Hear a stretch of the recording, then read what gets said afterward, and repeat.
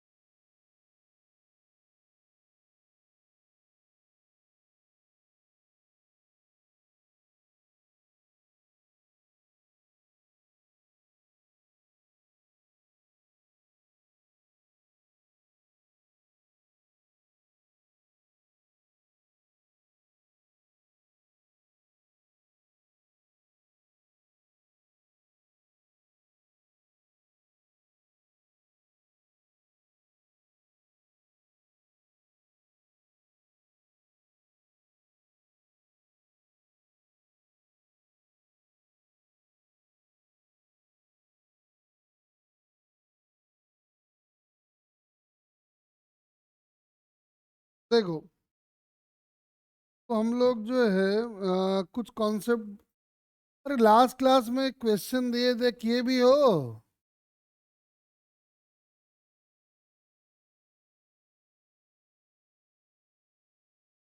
अरे last class में question दिए थे वो तो बता।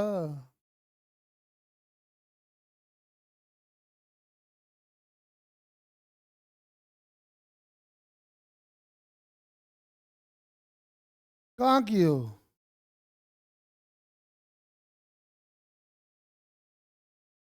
वो क्वेश्चन बताते ना तब ना हम एक्सप्लेन करते। अब तुम बता ही नहीं रहे हो तो क्या एक्सप्लेन करो उसको।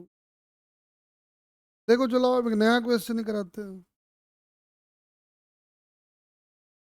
Find the resultant of,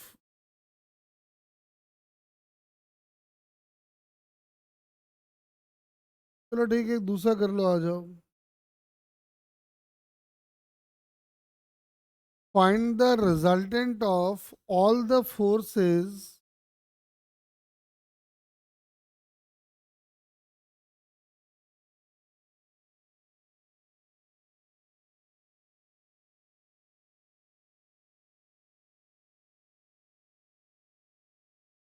Find the resultant of all the forces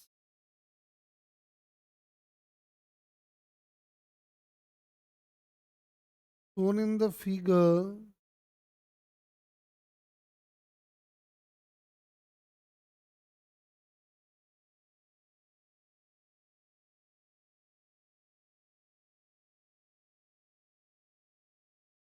try करो। सारे फोर्सेस का रिजल्टेंट बताओ।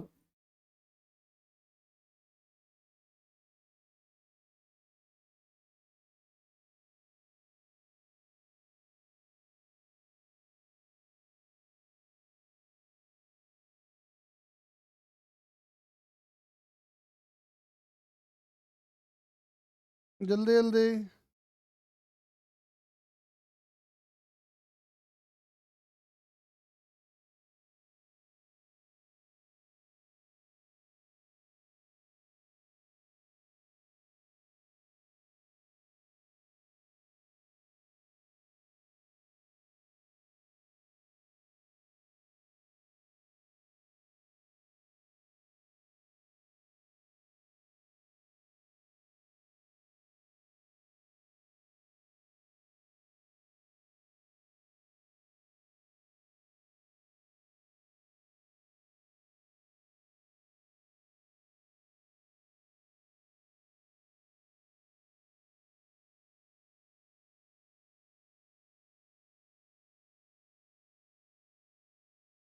बताओ।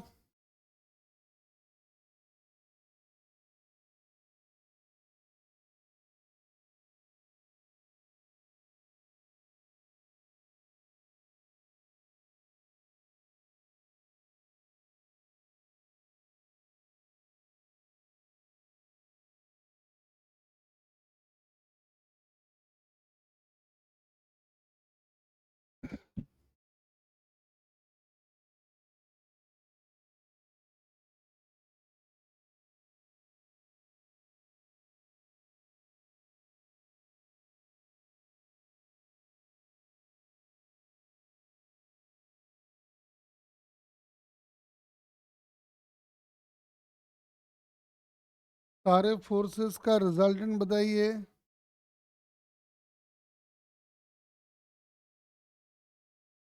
हाँ जी, क्या आ रहा है बताओ।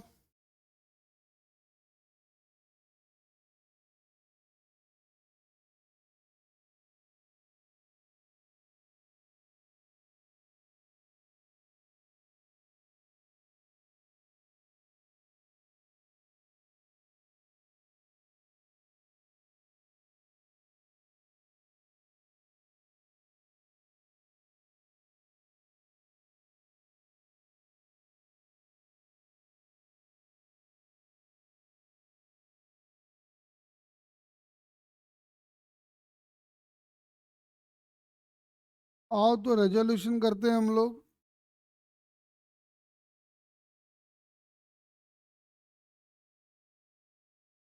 पहला काम तो ये मार्क कर दिए, 25 का जो इधर वाला कंपोनेंट आएगा और एक इधर वाला कंपोनेंट आएगा, तो 25 का जो इधर वाला कंपोनेंट आएगा वो आएगा 25 cos 37,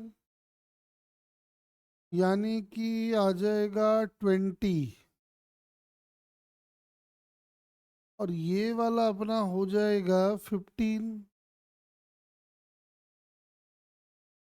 ठीक वैसे ही 5√2 का जब रेजोल्यूशन करोगे तो इधर आएगा 5, इधर भी आएगा 5, तो मार्क कर दो।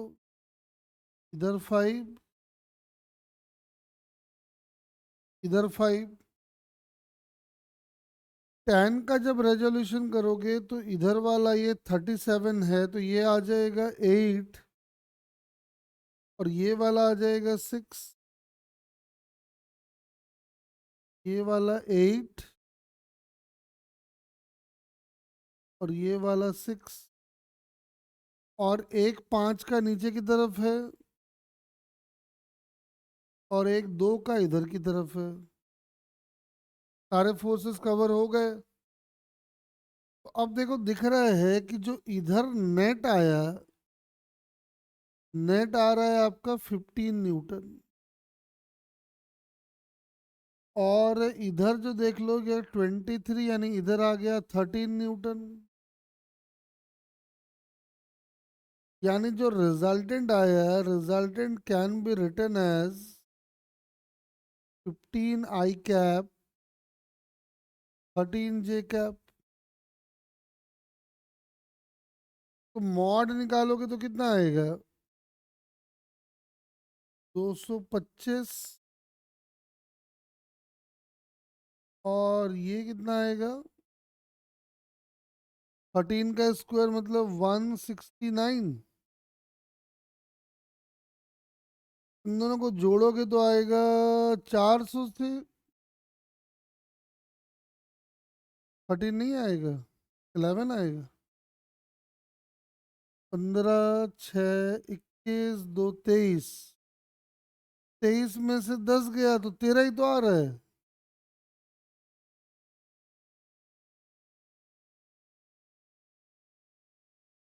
बोल।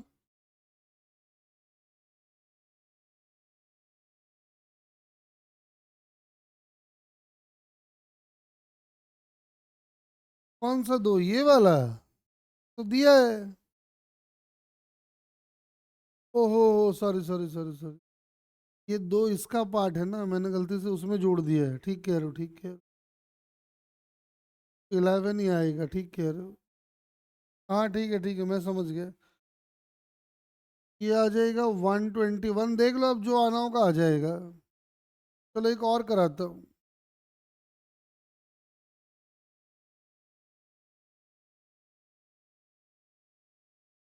देखो, ये एक वेक्टर है, O A vector, which makes an angle 30 degree. ये है O B vector, which makes an angle 45 degree. और एक वेक्टर इधर भी ले लेते हैं, O C, which makes an angle 53 degree. O D, और एक ले लेते हैं इधर ओ ई। क्वेश्चन में ये बोल रखा है कि ओ ए का mod is equal to O B का mod is equal to O C का mod is equal to O D का mod is equal to O E का मॉड। हमने मान लिया है कि ये एक्स के इक्वल है। Find the angle made by the vector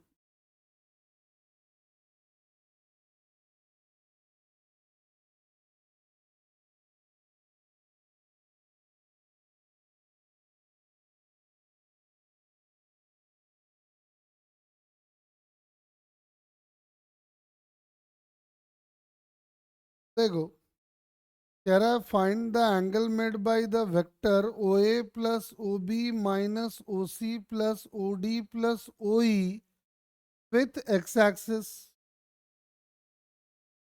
तो आप मेरा एक काम कर लो, क्वेश्चन में बोल दिया है कि सबका मॉड सेम है, तो अच्छी बात है भाई, सबका मॉड को एक्स मान लो। सबका मॉड को सेम मानते हुए आप ओ ए को in terms of I and J लिख लो, ओ बी को in terms of I and J, O C को इन टर्म्स ऑफ आई, सबको लिख लो। सबको लाके यहाँ डाल दो और आई वाले को एक साथ जे वाले को एक साथ कर लो। इतना तक करो पहले।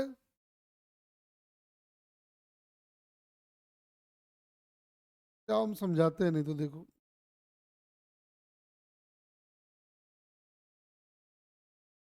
ध्यान से देखो। आप ओ ए वेक्टर को लिख सकते हो क्या? ओ ए वेक्टर को आप लिख सकते हो, चूंकि मैग्नीट्यूड मैंने एक्स मान लिया है। क्या आएगा? एक्स रूट 3/2 आई कैप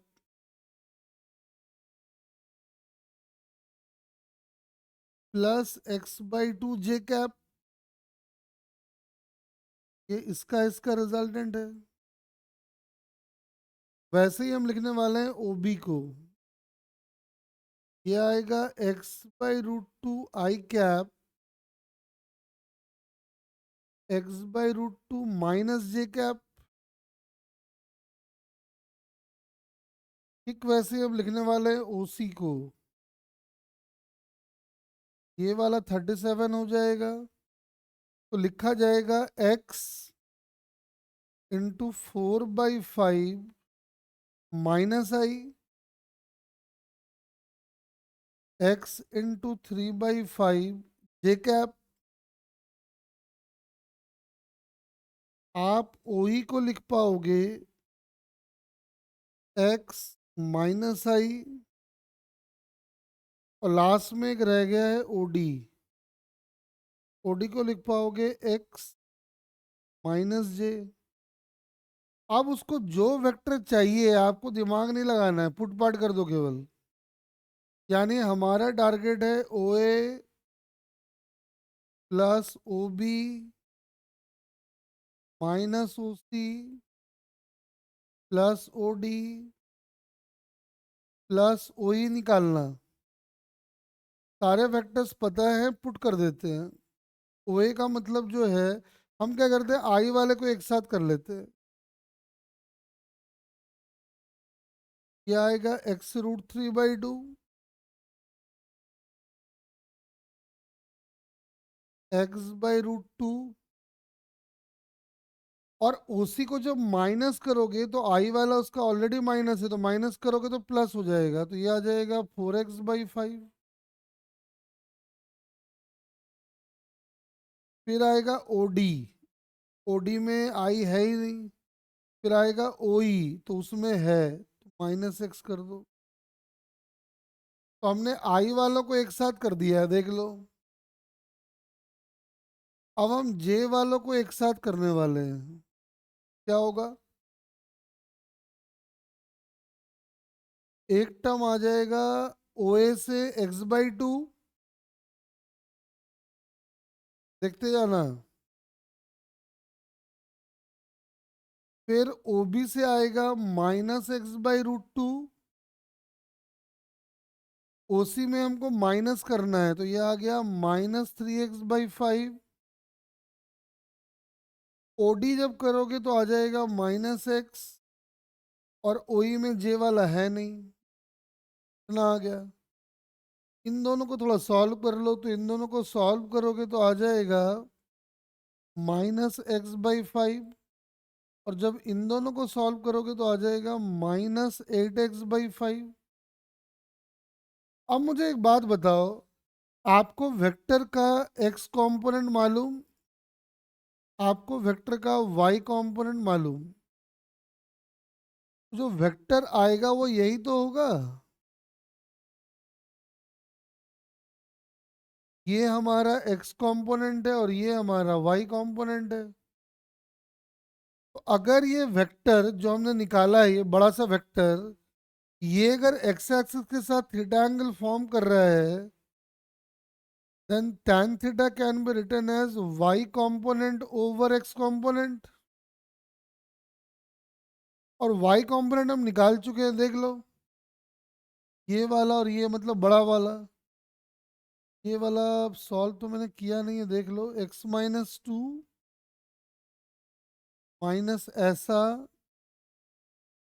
माइनस ऐसा डिवाइडेड बाई आई वाले कंपोनेंट्स x√3/2 प्लस x/√2। आप देखो कुछ कैंसिल हो या नहीं हो, x तो पक्का कैंसिल हो जाएगा। तो थोड़ा और सॉल्व कर ले तो क्या आ जाएगा, तो अगर 10 कर ले तो 5, ये मेरे हिसाब से -11x/10 हो जाएगा। ये -1/√2, ये √3/2 +1/2 -1/5। देखो आ गया एंगल। मतलब अगर अपने को एंगल निकालना हो तो ये दुनिया का सबसे आसान काम है। tan theta is equal to Y component by X component. बोलो क्लियर है क्या सबको?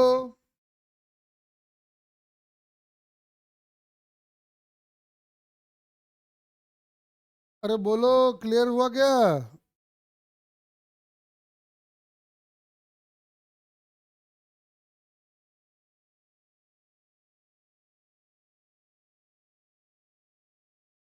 चलो थोड़ा सा और देख लेते हैं, एक दो क्वेश्चन और करा के आगे बढ़ेंगे।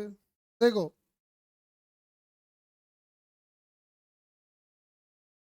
जैसे एक और क्वेश्चन लेते, आ जाओ। लेकिन सर वेक्टर 3D हो तो 3D तो है ये सब, और क्या है? तो अरे एक बात बता सुन, क्या वेक्टर 3D हो तो हमने 3D वेक्टर का एक्स के साथ एंगल निकालना नहीं सीखा है क्या?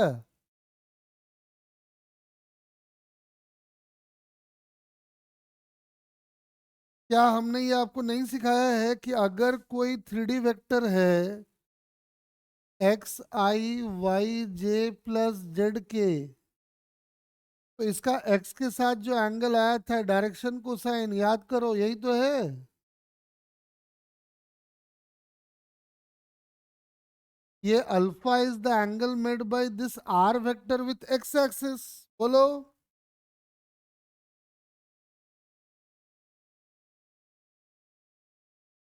चलो थोड़ा आगे बढ़ते हैं।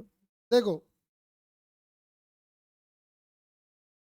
जैसे ये एक फोर्स है x न्यूटन का, ये एंगल है 37 degree.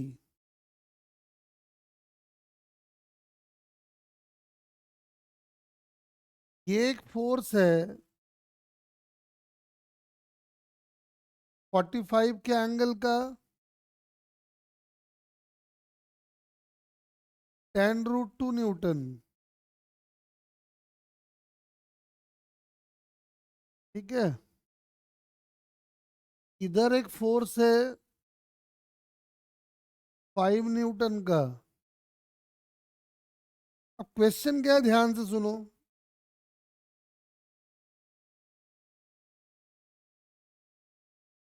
If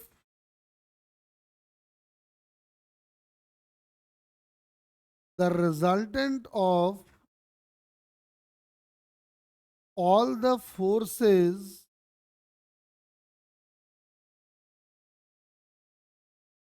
is directed along y-axis,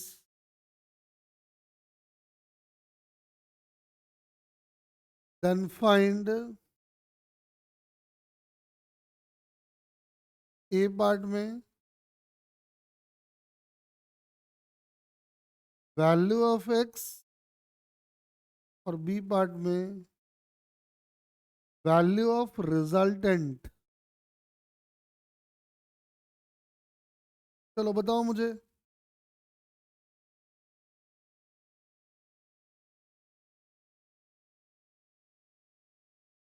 फटाफट जा ट्राई करो। कह रहा है कि इनका जो रिजल्टेंट आ रहा है वो वाई एक्सिस के अलोंग डायरेक्टेड है। बताओ x की वैल्यू कितनी होगी और रिजल्टेंट की वैल्यू कितनी होगी।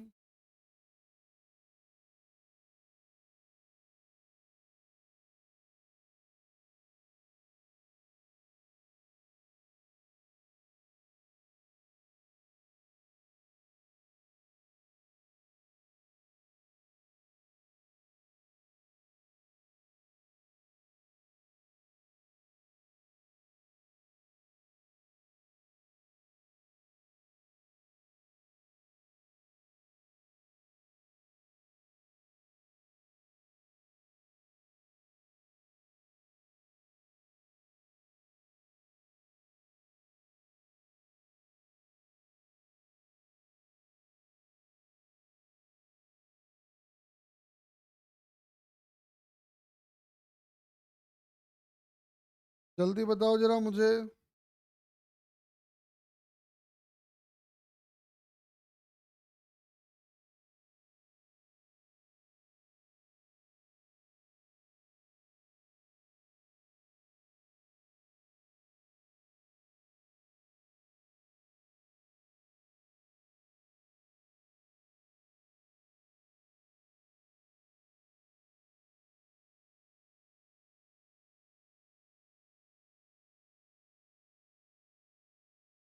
वैल्यू 12.5। बाकी बाकी फाइंड कर।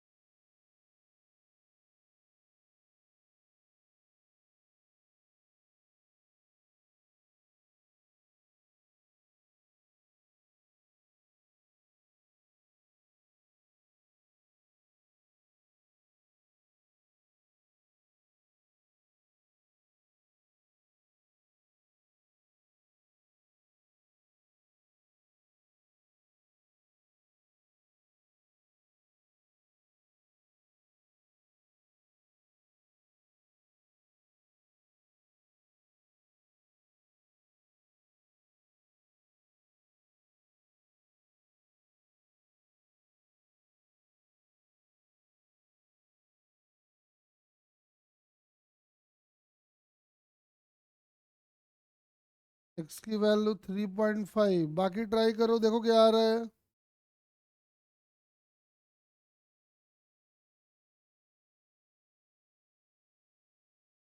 जल्दी जल्दी बता दो।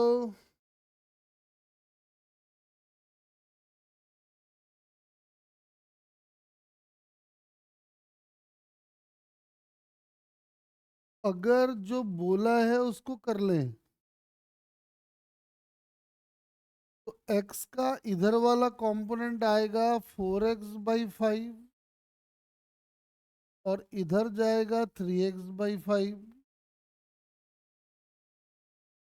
10√2 का इधर 10 और इधर 10 और इधर आएगा 5 न्यूटन। क्वेश्चन में ये गला फाड़ फाड़ के कह रहा है कि जो रिजल्टेंट है that is directed along Y axis.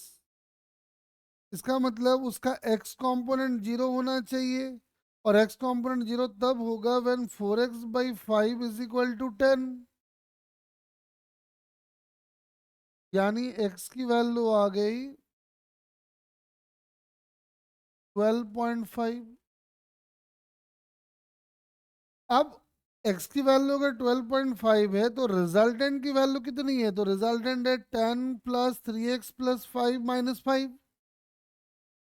तो रिजल्टेंट आएगा, वो आएगा 10 + 3x/5 -5, यानी कि 5 + 3x/5। तो 3x/5 मतलब ऐसा कर लो, x/5 की वैल्यू है 5/2। कहाँ क्या देखो जरा,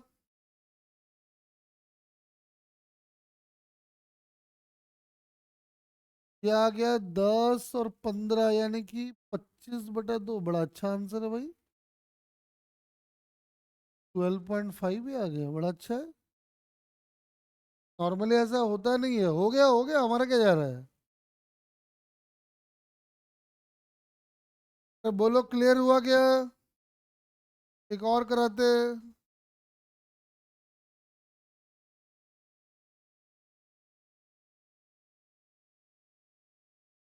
अरे बाकी छवि बताओ, हो गया क्या ये?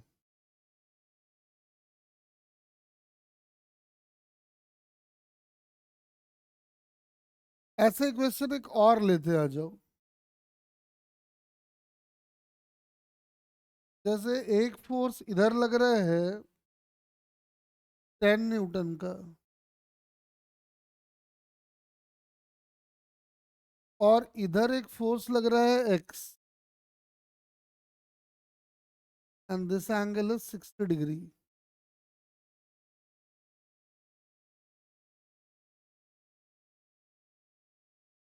इधर एक फोर्स लग रहा है 2√3 न्यूटन का। If the resultant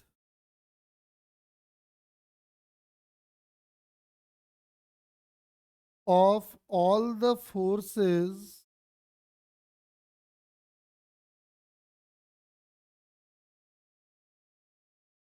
is directed along y-axis,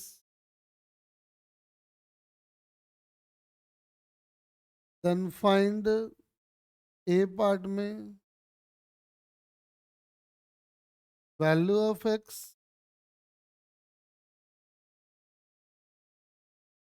और b पार्ट में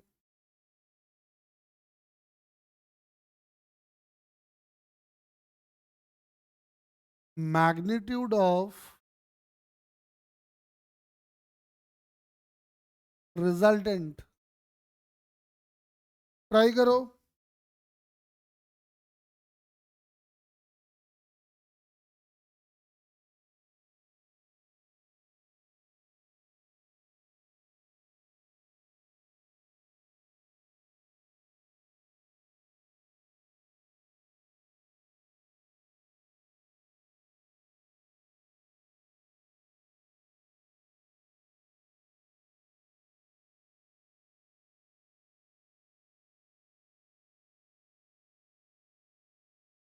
बताओ जरा फटाफट।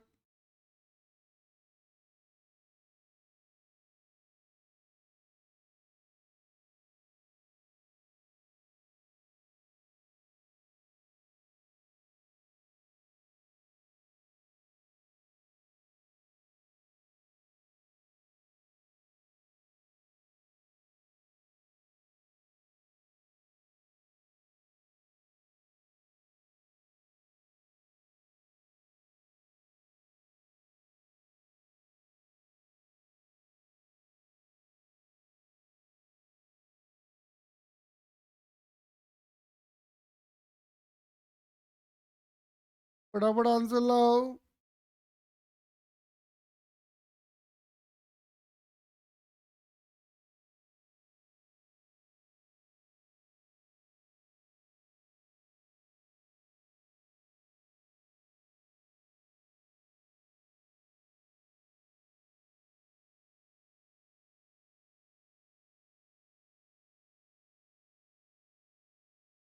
हाँ, इस बार तो सबने लगभग सही कर दिया है, तो आ जाओ इसको देखते हैं हम लोग। तो अगर x का हम रेजोल्यूशन करें इधर, तो ये आएगा x/2, और इधर करें तो आएगा x√2। साफ दिखाई पड़ रहा है कि रिजल्टेंट अगर वाई एक्सिस के अलॉन्ग डायरेक्टेड है, इसका मतलब x/2 must be equal to 10, तो x की वैल्यू आ गई 20। अब कह रहा है कि जो रिजल्टेंट है वो वाई एक्सिस के अलॉन्ग डायरेक्टेड है, तो जो रिजल्टेंट की वैल्यू होगी वो होगी x√3/2 -2√3। x की वैल्यू को लाके डाल दो तो ये आ जाएगा 10√3 -2√3, मतलब आंसर आ गया 8√। खेल खत्म। चलो और एक दो और समझते हैं लास्ट। ये हो गया, ये हो गया।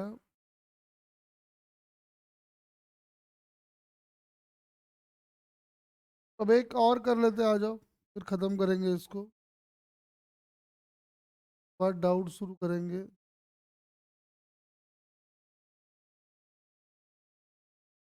जैसे ये वाला है 20 न्यूटन।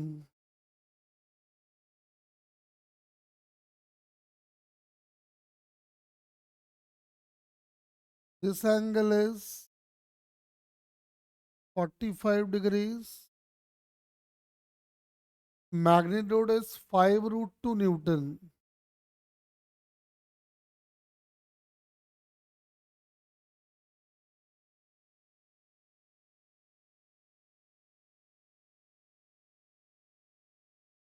37 and 5 Newton.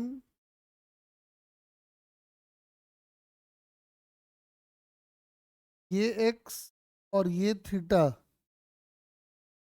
अभी रुक जाओ, एक बार मुझे चेक कर लेने दो।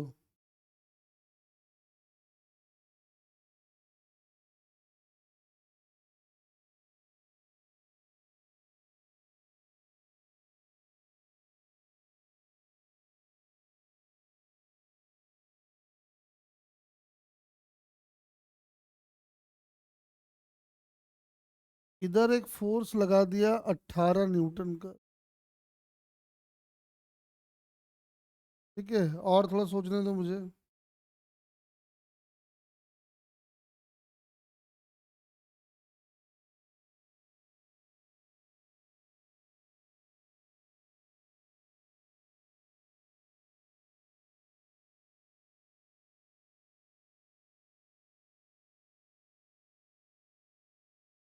इधर एक और फोर्स लगा दिया हम 3 न्यूटन का। क्वेश्चन ये है, if the resultant of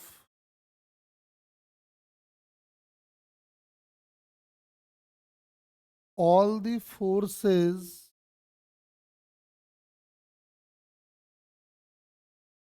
shown in the figure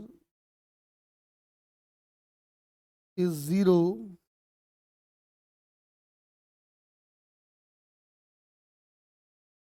then find the value of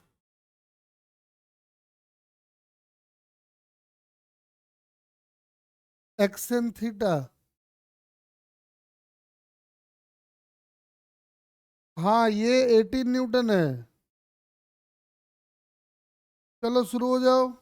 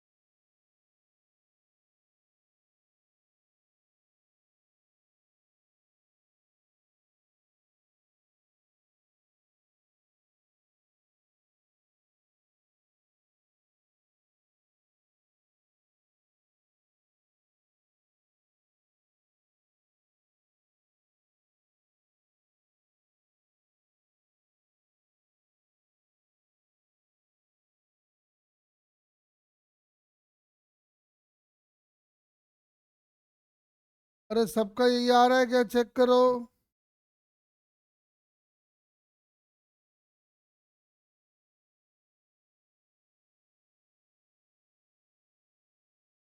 हाँ जी बताओ। अरे सबका यही आ रहा है क्या?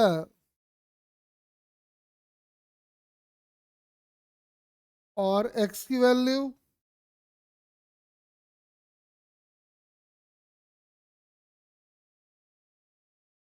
बाकी भी एक बार देख लें। बाकी आओ, एक आपको ना एक दो दाव पेंच बताता हूँ, ठीक है? ध्यान से सुनना। देखो इधर, बहुत बार आपको क्वेश्चन में बोलेगा if A plus B plus C is zero and mod A is equal to mod B is equal to mod C, then find angle between A and B. ठीक है, जरा बताओ भाई, ए और बी के बीच का एंगल क्या होगा? एक बात हमेशा याद रखें, अगर तीन वेक्टर का सम जीरो है तो समझ में आ रहा है कि ये कोई तीन साइडेड वाला पॉलीगन होगा जिसका स्टार्टिंग और एंड पॉइंट सेम होगा। कंफर्म है ये? अब देखो, जैसे इसका नाम अगर कर दे हम ए बी, इसका नाम कर दे बी सी, तो आप देखो लिखेंगे जब हम A vector plus B vector plus C vector, इसका मतलब होगा A B plus B C plus C A. और A B plus B C is A C, और A C plus C A is a मतलब zero. अब ये दिक्कत कि ट्रायंगल है कैसा वो हमें नहीं मालूम। ट्रायंगल ऐसा भी हो सकता है, ट्रायंगल होने को ऐसा भी हो सकता है।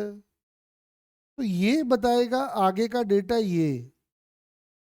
ये कह रहा है कि तीनों का मॉड सेम है, और तीनों का मॉड अगर सेम है इसका मतलब जो ट्रायंगल बनेगा वो इक्विलैटरल होगा। और ट्रायंगल अगर इक्विलैटरल होगा तो ए और बी के बीच का एंगल कितना आएगा? बोलो, 60 डिग्री आएगा या नहीं आएगा?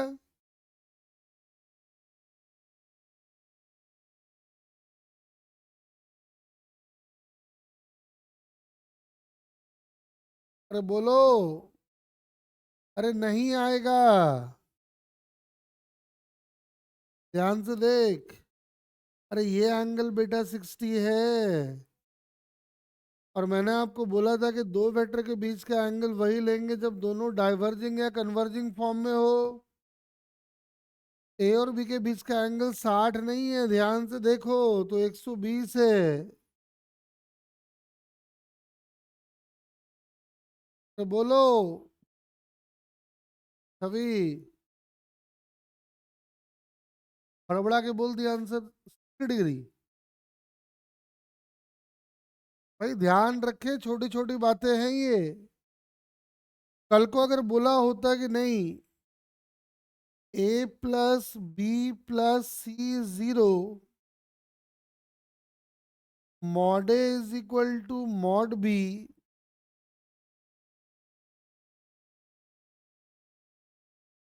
और ये अपना mod C by root two के बराबर है, तो आप मुझे बता सकते हो ट्रायंगल कैसा बनेगा?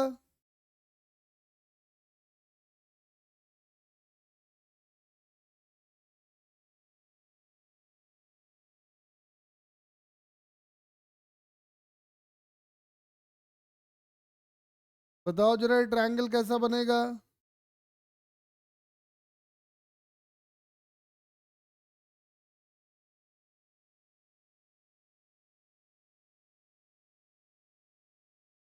तीनों का सम अगर जीरो है तो एक बात तो कंफर्म है कि तीनों मिलके एक पॉलीगन बनाएंगे। पॉलीगन एग्जैक्टली कैसा बनेगा उसके लिए आपको हिंट भी दिया हुआ है। मतलब एक ट्रायंगल बनना है, जिसमें दो साइड इक्वल,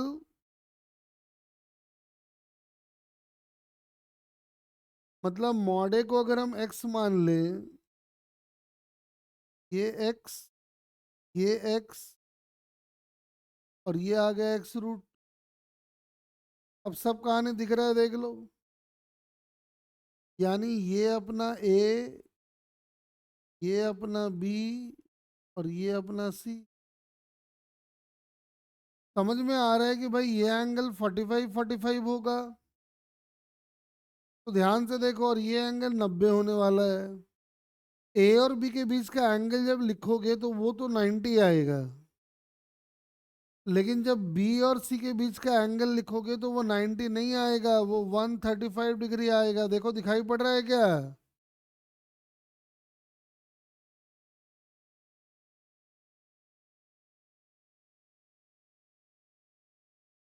कल को एग्जाम में कहते हैं कि a plus B plus C plus D is 0 and mod A is mod B is equal to mod C is equal to mod D. Geometry कैसा?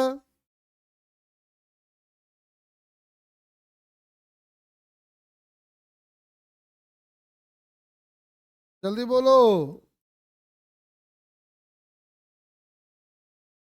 हाँ, स्क्वायर बन जाएगा इस बार। खेल खत्म।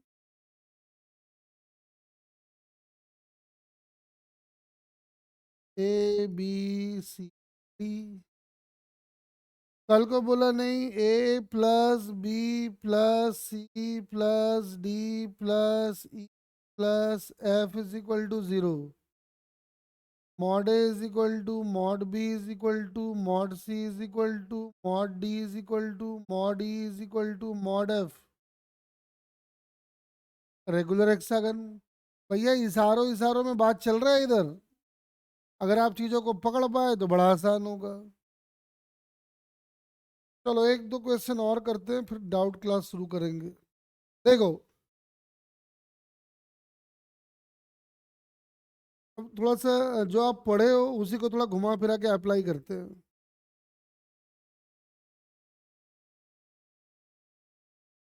25 न्यूटन, 37 का एंगल, 10 न्यूटन, और एक ले लेते हैं 5√2, 45 का एंगल। इन सारे वेक्टर का जो रिजल्टेंट है वो है ए वेक्टर। दूसरा सिनेरियो और भी है। एक वेक्टर 10 न्यूटन का इधर, एंगल 53 डिग्री, 20√2 का 45 पे, और इधर एक फोर्स 5 न्यूटन का। इन सारों का जो रिजल्टेंट है वो है B vector. Find angle between the vectors.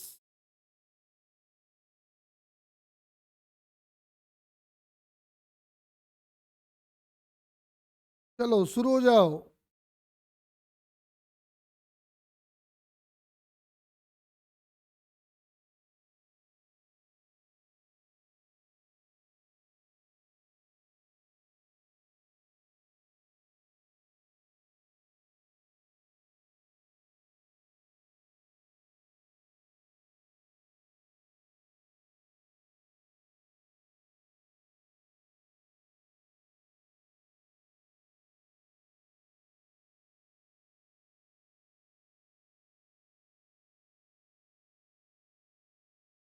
फटाफट देखो।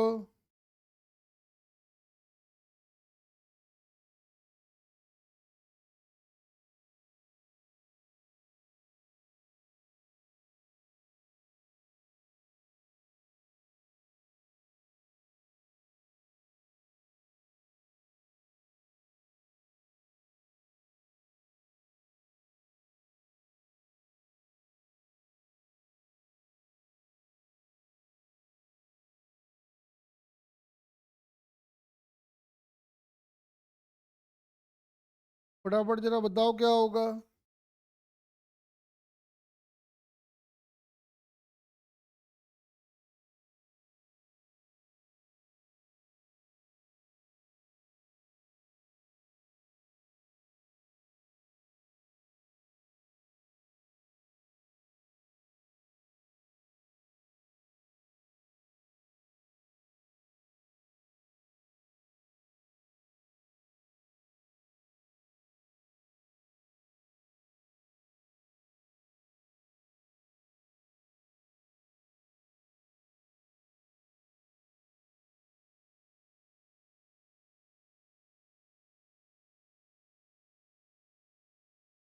कह रहा है एक है ए वेक्टर, दूसरा है बी वेक्टर,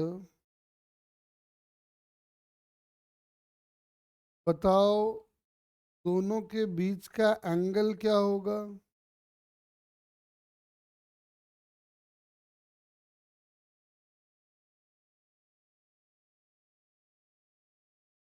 जीरो।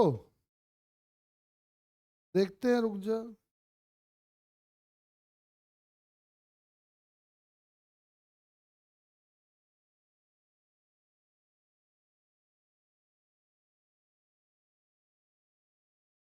आओ रेजोल्यूशन करते हैं। रेजोल्यूशन करके पहले वेक्टर बनाते हैं, फिर एंगल ढूंढ लेंगे। देखो, तो समझ में आ रहा है अपने को।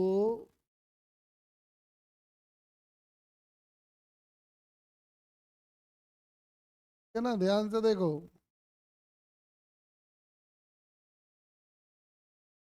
तो इधर वाला जो आएगा 25 का कंपोनेंट वो हो गया 20, और ये वाला हो गया 15, ये हो गया 5, ये हो गया 5, और ये तो 10 है ही। यानी वेक्टर ए को लिखा जाएगा 15 i cap plus 10 j cap. अब वैसे बी का काम कर लेते हैं, आ जाओ। 20√2 का इधर वाला 20, इधर वाला 20, 10 का इधर वाला 8, इधर वाला 6, इधर वाला 5। यानी बी वेक्टर को हम लिख पाएंगे 21 i cap plus 12 j cap. ये तो एंगल 0 डिग्री तो नहीं आ रहा है। तो एंगल निकालने का, दो वेक्टर के बीच में एंगल निकालना हो, बड़ा आसान है, dot product. A dot B is mod B cos theta. Theta अपने को चाहिए, कॉस थीटा की वैल्यू यहां से निकाल लेंगे एज ए डॉट बी। जब ए डॉट बी निकालोगे तो आएगा 15 × 21 प्लस 10 × 12 डिवाइडेड बाई मॉड ए का मतलब 21 का स्क्वायर प्लस 12 का स्क्वायर, और मॉड ए मतलब हो गया 15 का स्क्वायर प्लस 10 का स्क्वायर। सबको सॉल्व कर लो, कॉस थीटा निकाल लो, खेल खत्म। दो वेक्टर के बीच का एंगल निकालने का सबसे आसान तरीका डॉट प्रोडक्ट। इससे आसान क्या होगा रे? अरे बोलो, समझ गए क्या? देख लो, सारी बेसिक बेसिक बातों को आपसे।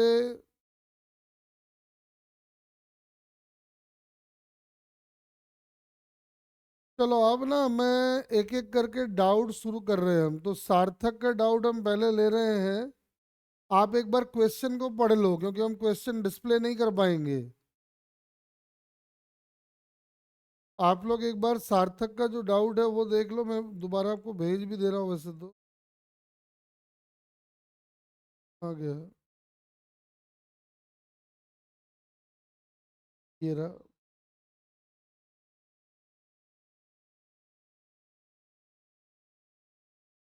आओ एक एक करके हम डाउट डिस्कस करना शुरू करते हैं, ठीक है ना? ध्यान से देखना जरा से।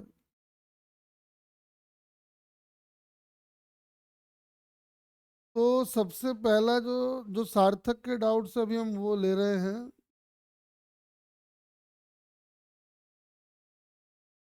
तो सबसे पहला क्वेश्चन जो उसका डाउट है वो कह रहा है कि सर मोमेंटम हमको दिया हुआ है, P vector is 2 sin t i cap -2 cos t j cap। कह रहा है फोर्स की वैल्यू जो है वो अपने को बता भी दिया है, तो बड़ी अच्छी बात है, वैसे तो ये होता है।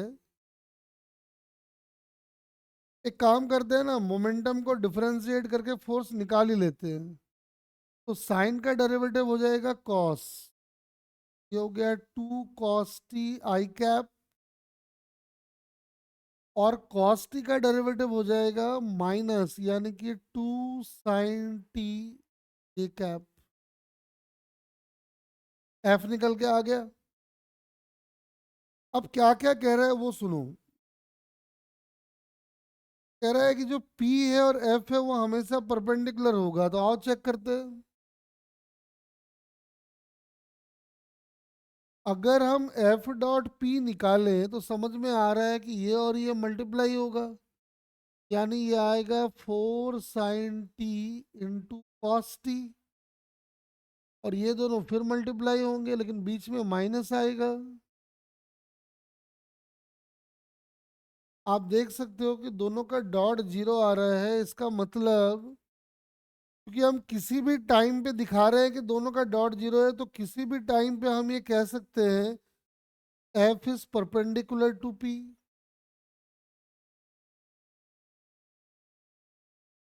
तो पहला ऑप्शन हो गया सही, सेकंड हो गया गलत।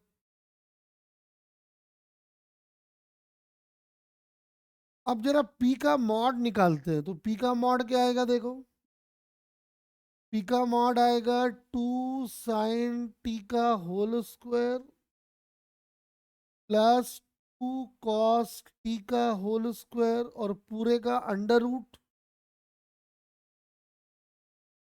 यानी आंसर आ जाएगा 4 sin² t +4 cos² t का पावर 1/2। आंसर आप देख सकते हो टू आ जाएगा। मतलब टाइम कुछ भी हो, मोमेंटम की वैल्यू कांस्टेंट है। तो मुझे आप बताएंगे कि आंसर कौन सा हुआ?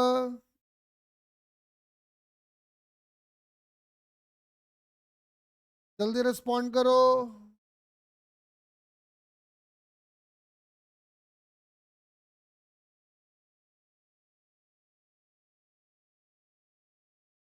चलो अगले डाउट की तरफ बढ़ते आ जाओ। सेकंड में आते हैं। सेकंड में क्या बोल रहा है वो देख लेते हैं जरा पहले। Resultant of two forces acting at an angle of इतना इज 10 kg वेट। ठीक है, मतलब अपने को ये दे रखा है कि एक है F1 और दूसरा है F2, दोनों के बीच का एंगल है 150, यानी ये वाला एंगल हो गया 30, और जो दोनों का रिजल्टेंट आएगा बीचों बीच तो नहीं आएगा, इन बिटवीन कहीं आ सकता है, उनका रिजल्टेंट अपने को दे रखा है 10 kg वेट। 10 kg वेट का मतलब होता है 10 kg के वेट के बराबर, यानी कि 10 × G। हमारा उसमें इंटरेस्ट नहीं है लेकिन ठीक है। आप क्या कह रहे हैं सुनो। ओ एक बात और दे रखा था ना, रिजल्टेंट जो है वो वन ऑफ द फोर्सेस के परपेंडिकुलर भी है, ये मैंने ध्यान नहीं दिया, तो आप फिर से बना लेते हैं। यानी ये F1, ये F2, ये 30 और जो इन दोनों का रिजल्टेंट है वो कह रहा है कि किसी एक के परपेंडिकुलर, तो मैंने मान लिया इसी के परपेंडिकुलर है।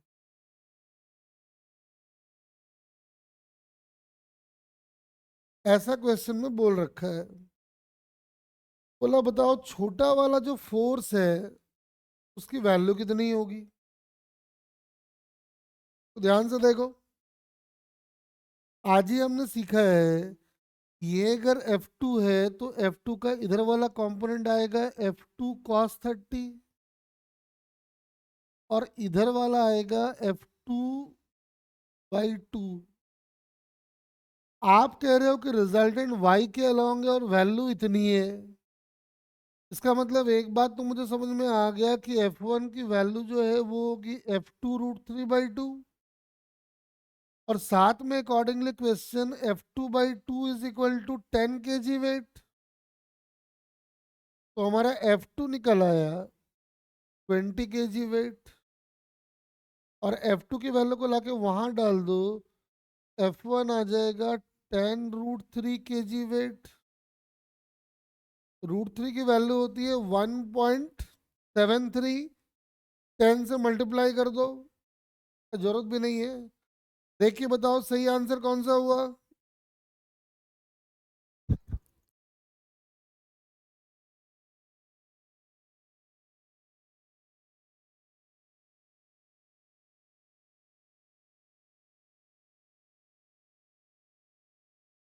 अरे बताओ कौन सा आंसर हुआ, जल्दी जल्दी।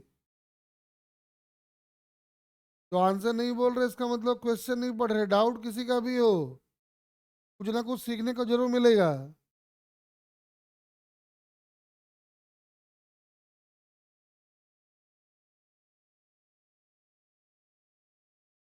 आओ थर्ड में चलते हैं। देखो ये ना एक बकवासबाजी करता है, कहता है दो वेक्टर एक प्लेन में। अरे दो वेक्टर तो हमेशा एक प्लेन में होते ही हैं। जबरदस्ती का बकवासबाजी करता है। दो वेक्टर तो कुछ भी कर लो एक प्लेन में होगा ही होगा।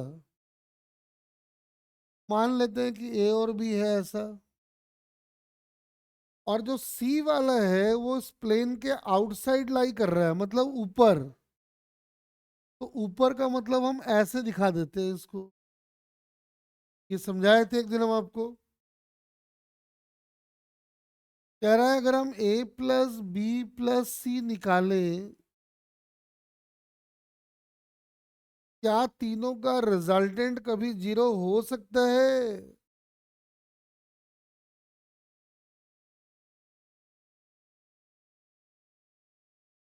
एक तो समझ में आ रहा भैया, एक बात बताओ, तीन वेक्टर के रिजल्टेंट जीरो होने की पॉसिबिलिटी क्या है।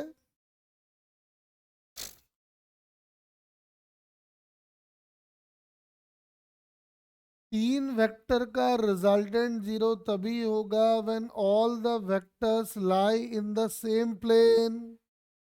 नहीं जरूरी नहीं है प्रभाव सबका मैग्नीट्यूड सेम ही हो। जैसे मान लो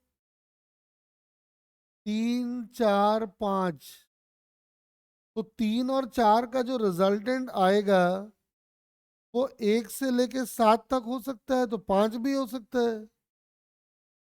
तो 3 और 4 90 पे लगे तो रिजल्टेंट आएगा 5, और ये 5 इधर हो जाए। तो अब देखो 3 4 5 भी इक्विलिब्रियम में है। तो मैग्नीट्यूड सेम हो ऐसा जरूरी नहीं है, लेकिन हाँ एक सबसे पहला कंडीशन है कि वेक्टर्स मस्ट बी कोप्लेनर। अगर वेक्टर्स कोप्लेनर नहीं है तो तीनों का रिजल्टेंट कभी जीरो आ ही नहीं सकता है।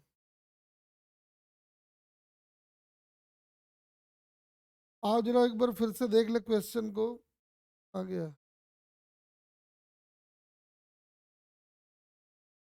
हाँ कह रहा है कैन बी जीरो, हो नहीं सकता है, कैन नेवर बी जीरो। हाँ ये सही कह रहा है। अब कह रहा है कि ए प्लस, अरे ए प्लस बी का जो प्लेन होगा वो तो ये होगा, लेकिन सी जो है अब इसका और जब सी का रिजल्टेंट लोगे तो वो किसी एंगल पे आएगा, इधर नहीं आएगा। वैसे ही अगर तीनों का रिजल्टेंट लोगे तो वो ए माइनस बी के अलॉन्ग भी नहीं होने वाला है। बताओ आंसर क्या होगा इसका?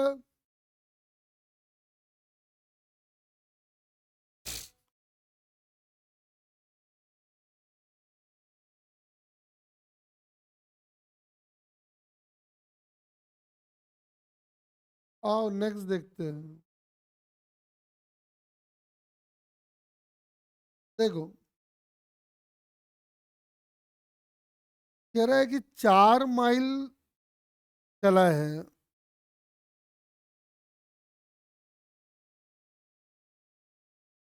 देखो क्या कह रहा है, तो 4 माइल मान लो ऐसे चला।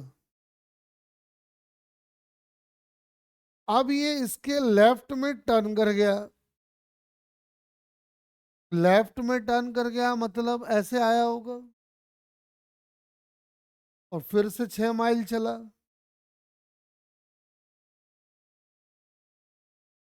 अब ये अपने राइट में चल पड़ा फिर से, तो राइट जो होगा इधर ही हो गया।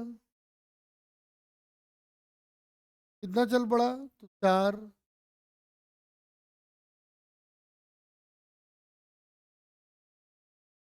कह रहा है कि which of the following mention the distance from the starting point. तो डिस्टेंस निकालना तो बहुत ही आसान है। ये वाला प्लस ये वाला प्लस ये वाला, खेल खत्म। अरे बोल। हाँ अगर डिस्प्लेसमेंट निकालने को बोलते ना तो थोड़ा हम एफर्ट करते, डिस्प्लेसमेंट होता ये वाला।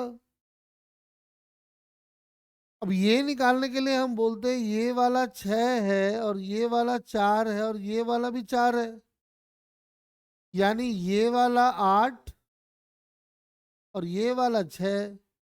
तो डिस्प्लेसमेंट अपना आता 10। और वो तो पूछा ही नहीं है अपने को। क्वेश्चन तो बहुत आसान है।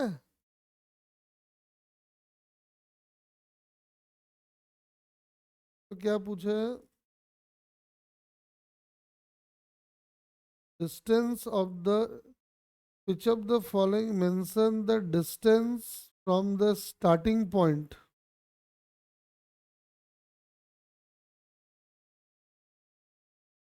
नहीं एक बात मुझे बताना, ये जो लिखा है distance from the starting point और जहां वो रुका,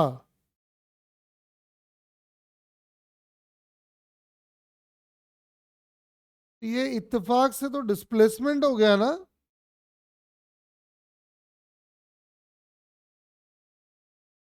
बोलो बोलो।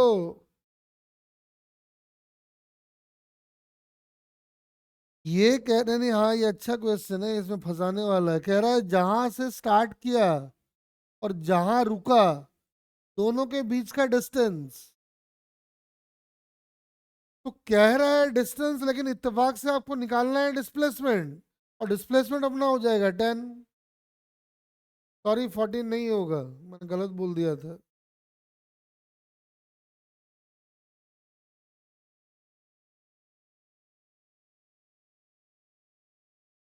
अरे बात समझे क्या, ये बहुत अच्छा क्वेश्चन है। कह रहा है हम जहां से चलना शुरू किए और हम जहां पे रुके दोनों के बीच का डिस्टेंस। कह रहा है डिस्टेंस, लेकिन इत्तेफाक से निकालना होगा डिस्प्लेसमेंट। अरे बोलो क्लियर हुआ क्या ये बात?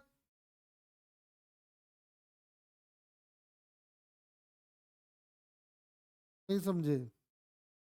ये कह रहा है एक आदमी यहां से चलना शुरू किया, पहले ऐसे गया, फिर ऐसे गया और फिर ऐसे गया, यहाँ रुक गया। तो कह रहा है जहां पे रुका और जहां से चला दोनों के बीच का डिस्टेंस कितना होगा। ये निकालना पड़ेगा ना, एक तरह से डिस्प्लेसमेंट है ये। तो आप देख लो, ये 6 ये 8 है तो ये 10 का हो जाएगा। अरे सार्थक क्लियर है क्या बोल?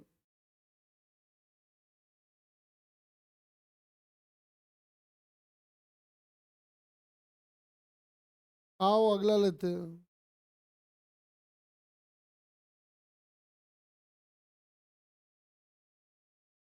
एक 54 भी देख लो क्या कह रहा है। पहले एक आदमी 30 मीटर गया है नॉर्थ की तरफ, तो ये ईस्ट, ये वेस्ट, नॉर्थ, ये साउथ। तो 30 मीटर गया है नॉर्थ की तरफ, तो भेज दो 30 मीटर। फिर 20 मीटर गया ईस्ट की तरफ। फिर 30√2 गया है साउथ वेस्ट।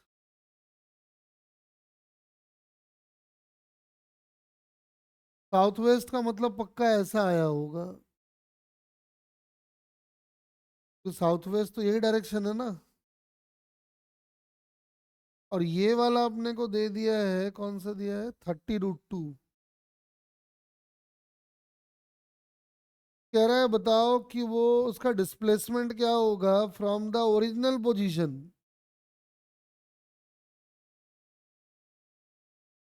और निकालते हैं डिस्प्लेसमेंट, हम जो करते हैं वही करेंगे। ये 30,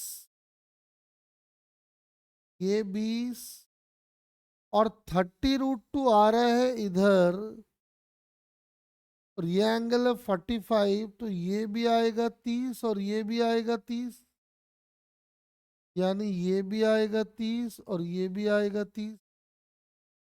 ये 30 और ये 30 तो कैंसल आउट, तो आंसर आ गया 10 along -i।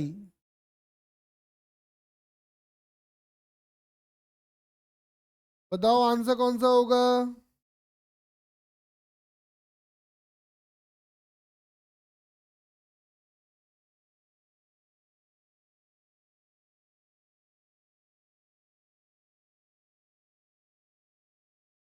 चलो एक और लेते हैं, 70।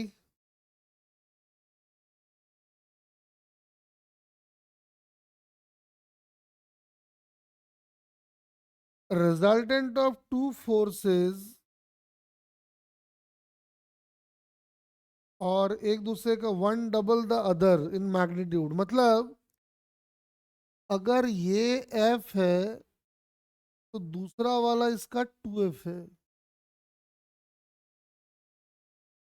और जो रिजल्टेंट है वो छोटे वाले के परपेंडिकुलर है। बड़ी अच्छी बात है। अब ऐसे क्वेश्चन हमने कई कर लिए वैसे, अगर ध्यान से देखो तो। ये अपना रिजल्टेंट है, ठीक है ना। तो वो कह रहा है बताओ एंगल बताओ, तो देखो सीधी सी बात है, क्या हम इसको अपना एंगल मान लें, और 2f का इधर वाला जो कंपोनेंट आएगा वो आएगा 2f cos थीटा। आप कह रहे हो कि दोनों का रिजल्टेंट इधर है, इसका मतलब 2f cos theta must be equal to f, यानी cos theta is equal to 1/2, मतलब theta is equal to 60 degree. मेरे नन्हे मुन्नो मुझे एक बार बताओ कि आंसर क्या होगा।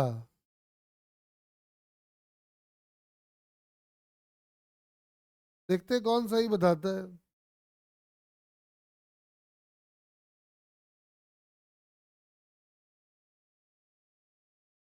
हाँ, धीरे धीरे आप चालाक बन रहे हो तुम लोग। चलो ठीक है, अगला देखते आ जाओ। अगला कहाँ गया।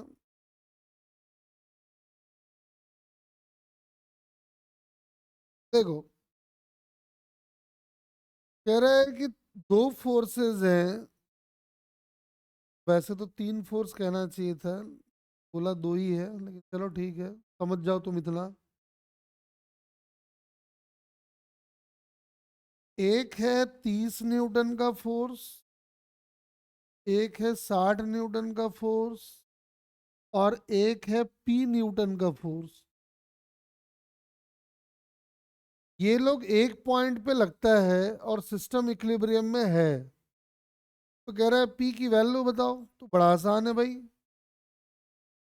अगर इधर मान लो 30 वाला है, और 30 और 60 के बीच का एंगल हमको 60 डिग्री दे रखा है, तो पक्का ये इधर रहा होगा, and this angle is 60 degree. और इन दोनों का रिजल्टेंट जिधर आएगा पी पक्का उसके अपोजिट लगा होगा, तभी तो नेट जीरो होगा। अच्छी बात है कि आपको पूछ रहा है बताओ कि पी का वैल्यू कितना होगा, तो इन दोनों का रिजल्टेंट निकाल लो।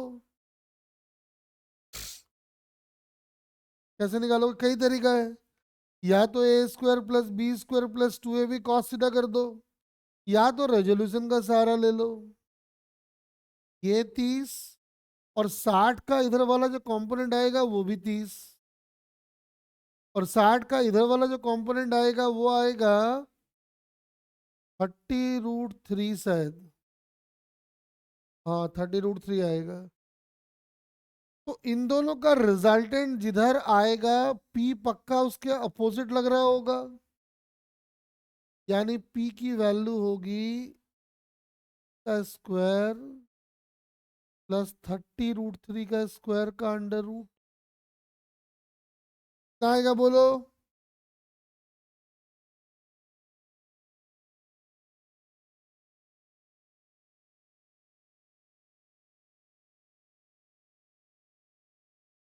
अरे यही आ रहा है क्या? चेक कर।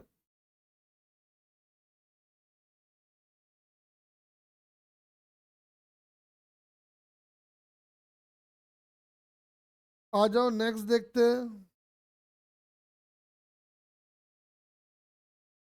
77 में कह रहा है कि ए क्रॉस बी का mod √3 of A dot B के इक्वल है। हम लोगों ने पढ़ा हुआ है कि ए क्रॉस बी का मॉड होता है mod A mod B sine theta, और ए डॉट बी का मॉड होता है mod A mod B cos theta. Mod A mod B काट लो, टैन थीटा की वैल्यू आ गई √3, मतलब थीटा आ गया 60 डिग्री। अब कह रहा है ए प्लस बी का मॉड बताओ।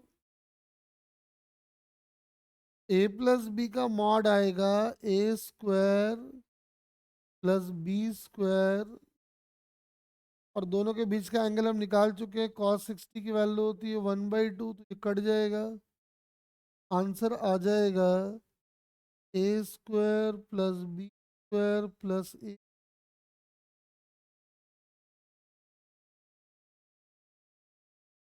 अरे बोलो क्लियर है क्या?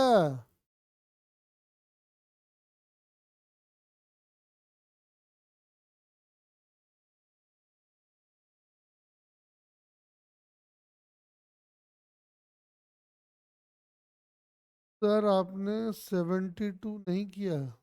नहीं किया मैंने? एक बार देखता हूँ, रुक, दिमाग से निकल गया लग रहा है। ठीक है आओ 72 भी करा देते हैं। 72 वैसे अच्छा क्वेश्चन है। ए प्लस बी का मॉड इज इक्वल टू √3। हाँ एक बात बता रखा है कि ए और बी जो है वो यूनिट वेक्टर है, बड़ा अच्छा क्वेश्चन हो गया। और तो मुझे एक बात बताओ, अगर ए और बी यूनिट वेक्टर हैं और दोनों का रिजल्टेंट अगर √3 आ रहा है, तो मुझे बताओ ए और बी के बीच का एंगल कितना रहा होगा? हम सीधा बता सकते हैं, जल्दी बताओ।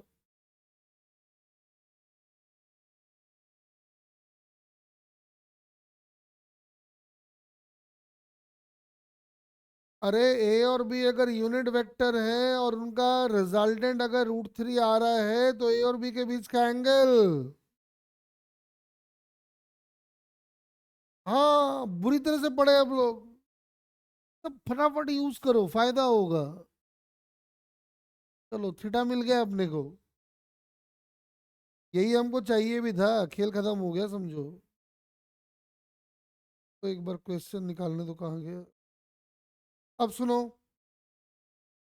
कह रहा है बताओ 2a - 5b डॉट की वैल्यू बताइए। तो हम लोग याद करो क्या करते थे, जैसा मल्टीप्लिकेशन होता है वैसे ही डिट्टो डॉट होता है, डॉट लो। ये आ जाएगा 6 times of a dot a,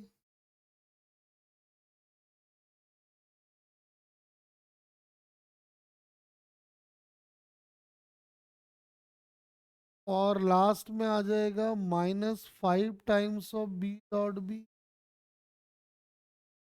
याद करो, हमने आपको बताया हुआ है कि a.a इज मॉड a का स्क्वायर, और a.b और b.a आपस में इक्वल होते हैं। ये आ जाएगा -13 मॉड a मॉड b, और ए और बी के बीच का एंगल मतलब ऐसा cos 60 करना पड़ेगा ना, सॉरी। और ये आ जाएगा 5 टाइम्स ऑफ मॉड बी का स्क्वायर। क्वेश्चन में ये बार बार कह रहा है कि ए यूनिट वेक्टर है, तो ये हो गया 6, ये हो गया 13, ये 1, ये 1, ये 1/2, और वो हो गया 5, इसका मॉड 1 हो गया।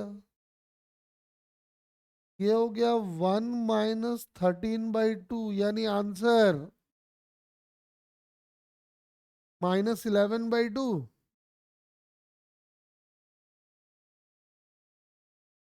सबसे इंपॉर्टेंट स्टेप ये था, अगर आप ये बात पकड़ लेते खट से आंसर आ जाता।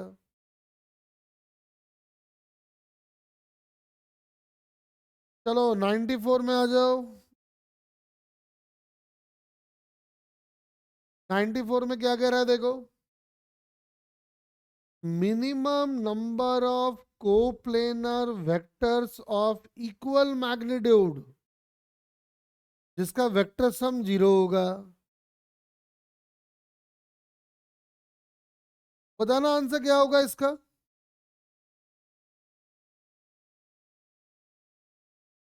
Minimum number of coplanar vectors, बोलो जरा।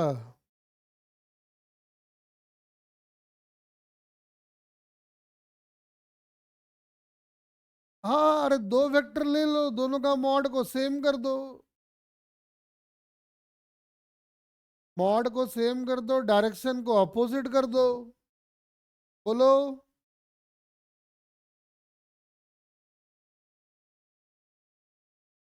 देखो सही मायने में एक बात बताएं, ऑप्शन में ना 2 होना नहीं चाहिए था। पता नहीं कहाँ से वो लिखा है, ये अच्छा क्वेश्चन नहीं है। चलो हम क्या करेंगे, जैसा देश वैसा बेस। अगला कह रहा है minimum number of coplanar vectors of unequal magnitude जिनका रिजल्टेंट 0 होगा। आंसर बताओ। आज ही मैंने एग्जांपल किया है अभी का अभी।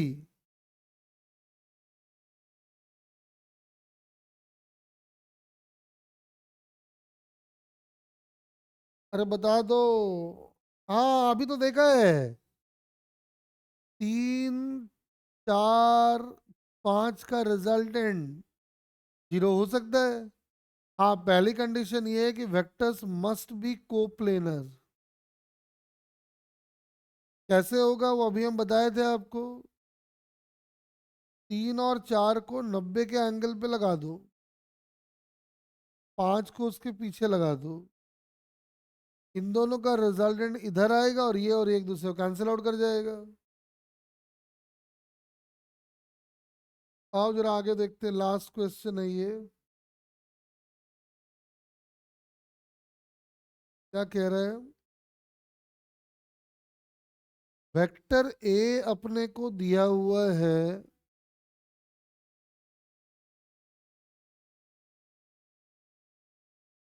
सर इक्वल मैग्नीट्यूड लिखा है। अरे 95 की बात कर रहे हैं प्रभु, प्रभु जी। 94 का तो 2 आ गया, ठीक है, 95 की बात कर रहे हैं। अच्छा, वेक्टर ए की वैल्यू है cos omega T I cap plus sign omega T J cap. और बी वेक्टर अपने को दिया है cos omega T by to I cap sine omega T by to J cap. कह रहा है बताओ किस टाइम पे दोनों के बीच का एंगल 90 हो जाएगा। आओ दोनों का डॉट ले लेते हैं पहले तो। ये हो जाएगा cos omega T by two sine omega T sine omega T by two. ये कुछ फॉर्मूला होता है देखो तो, cos A into cos B plus sine A into sine B is cos A minus B, है ना।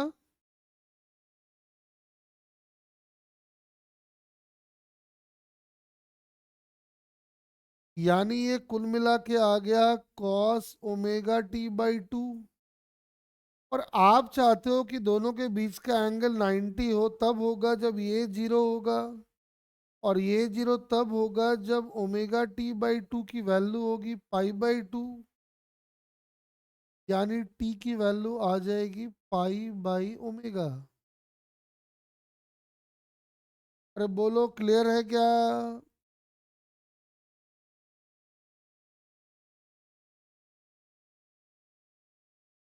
वो जो बोला हमने कर दिया, अपने को माथा पच्ची नहीं लगाना है, जो बोला वो हम कर दिए। चलो थोड़ा अब आगे बढ़ते हैं और जो डाउट है उसके बाद।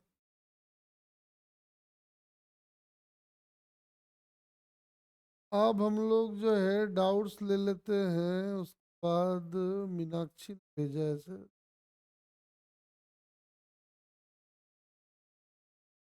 हाँ मीनाक्षी के डाउट्स पहले ले लेते हैं। तो फायदा क्या होता है ना डाउट करने से, कुछ तो। क्या बोला है हमको, ये वाला ना। आओ देखते हैं। तो हम मीनाक्षी के डाउट ले रहे हैं। अब एक बार देख लो, उसके 6 डाउट्स हैं, एक एक करके उसको सॉल्व करते हैं। कई तो कॉमन निकल आएंगे, टेंशन ना लो, समय बच जाएगा हमारा। और पहला डाउट लेते हैं। For a given situation what will be the magnitude of minimum force in newton that can be applied in any direction so that the resultant जो है वो अपना ईस्ट के अलोंग आ जाए। रिजल्टेंट अपना ईस्ट के अलोंग आ जाए। चलो ठीक है, तो दे रखा है ना, पहले उसको बना लेते हैं।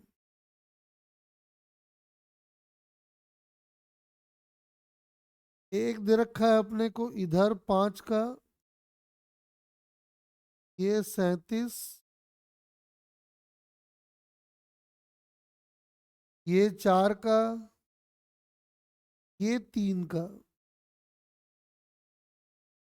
कह रहा है कि मिनिमम फोर्स अपने को लगाना है कि जो रिजल्टेंट आए वो ईस्ट के अलोंग हो जाए, मतलब इधर हो जाए। चलो देखते हैं, आ जाओ।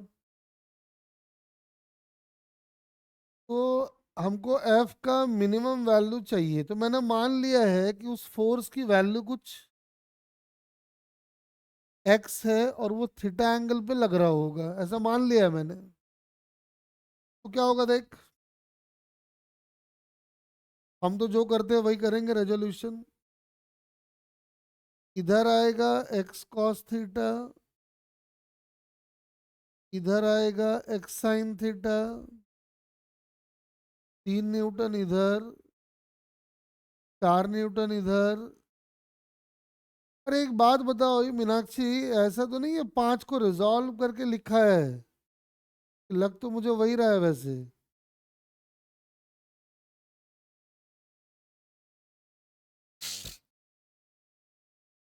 हाँ मीनाक्षी एक बार देख ले तो, कि मुझे लग रहा है कि 5 को ही रिजॉल्व करके लिखा है ना क्या।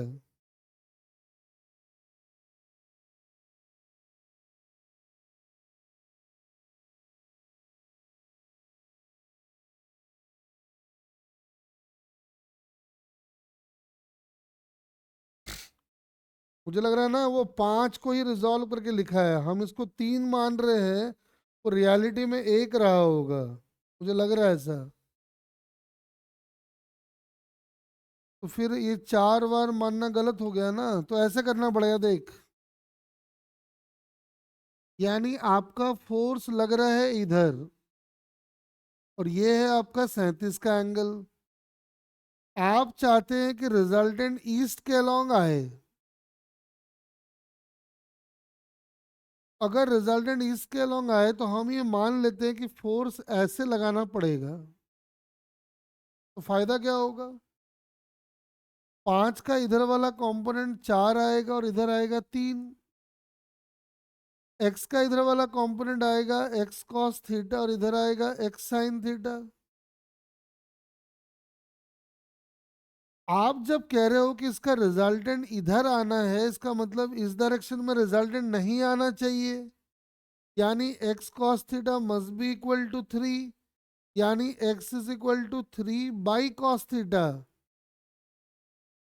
आपसे कह रहा है एक्स की मिनिमम वैल्यू निकालो, तो एक्स मिनिमम तब होगा जब कॉस थीटा मैक्सिमम होगा। और कॉस थीटा की मैक्सिमम वैल्यू कितनी होती है, जल्दी बोलो।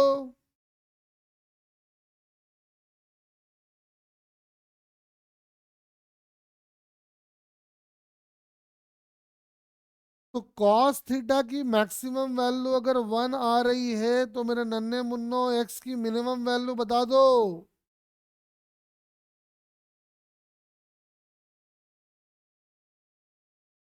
What is the minimum value of x? Answer is 3।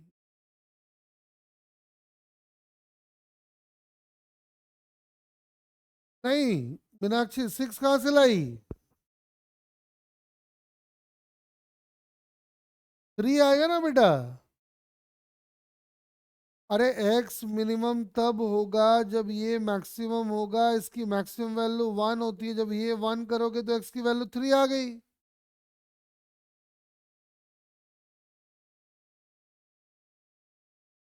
Question का आंसर लेकिन 6 है। पता नहीं है मुझे, ये हमको कंफ्यूजन ये हो रहा है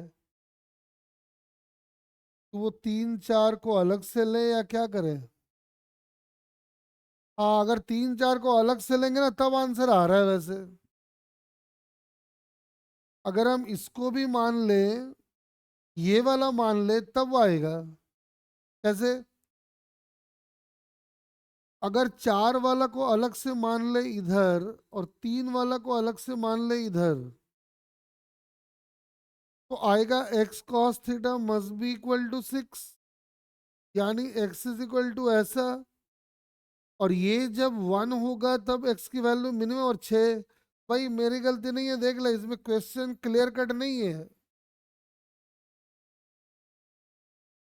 एग्जाम में साफ साफ बताना पड़ेगा कि भैया, अब मुझे तो ऐसा लग रहा था कि इसका रेजोल्यूशन किया हुआ है। तो बोलो क्लियर है क्या?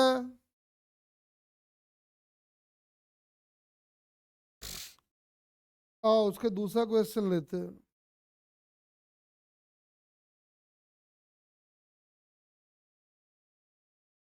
सेकंड क्वेश्चन में आ जाओ।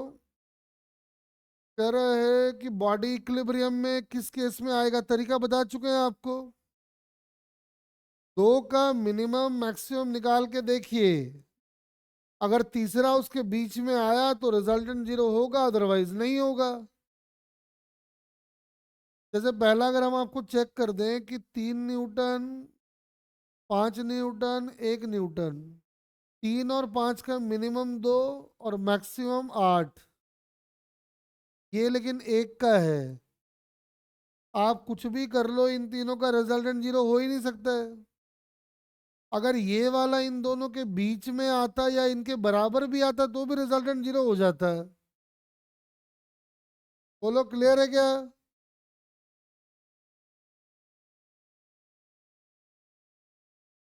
अरे बोल।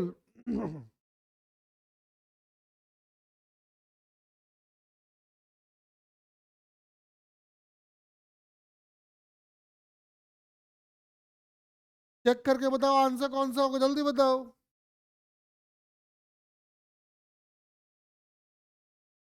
चेक करके बताइए आंसर कौन सा होगा।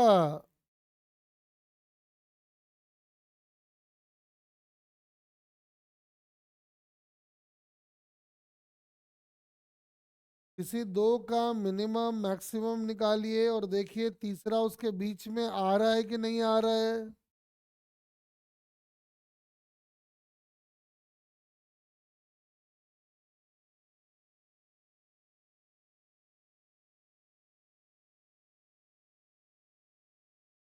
अरे मीनाक्षी बोल आंसर क्या आया। छवि।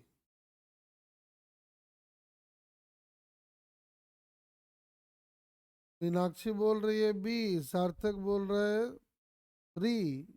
ये क्या चक्कर है।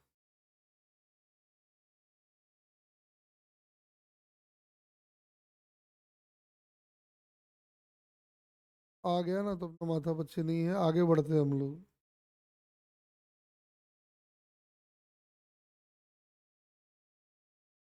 कह रहा है how many minimum number of coplanar vectors having different magnitude can be added to give zero resultant. अभी कराएं, जल्दी बोलो।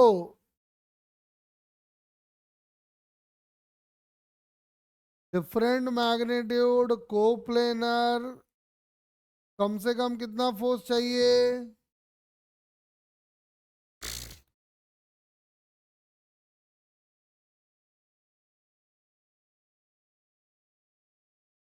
अरे छवि बोल, कहाँ गई लड़की। हो गई लग रहा है। अरे रिधिमा आज क्लास में लेट क्यों आई है।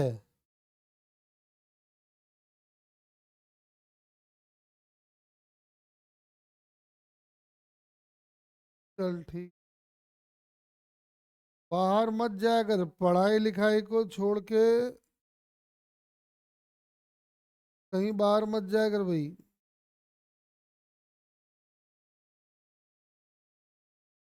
देखो उसके बाद अपना आगे का क्वेश्चन लेते हैं, रुक जाओ।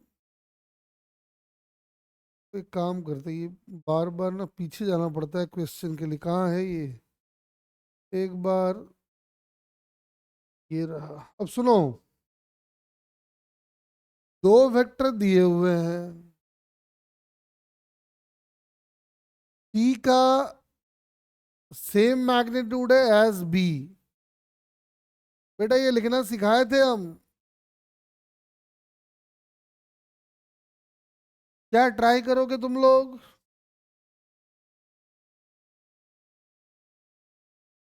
ए वेक्टर आपको दिया हुआ है आई प्लस जे +2k। बी वेक्टर दिया हुआ है 3i +6j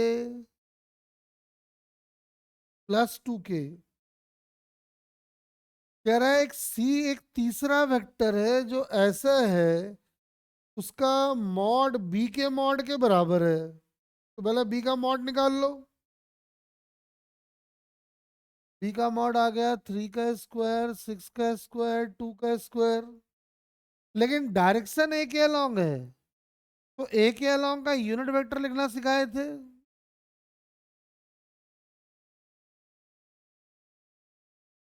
और ये हो गया √9। ये हो गया उसका मैग्नीट्यूड, ये हो गया उसका डायरेक्शन। खेल खत्म। आएगा देख के बताओ।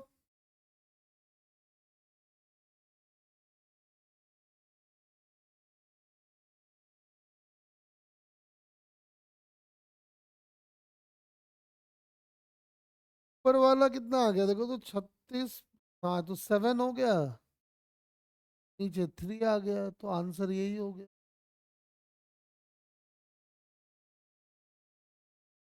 अरे ऐसे क्वेश्चन करवाए थे, कुछ याद आ रहा है क्या।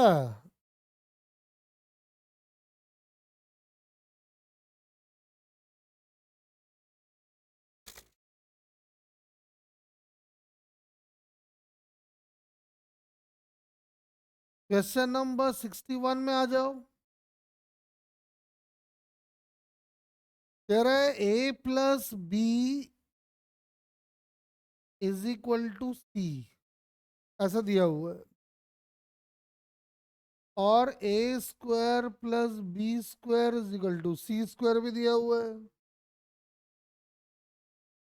कह रहा है बताओ ये सही गलत पहचानो।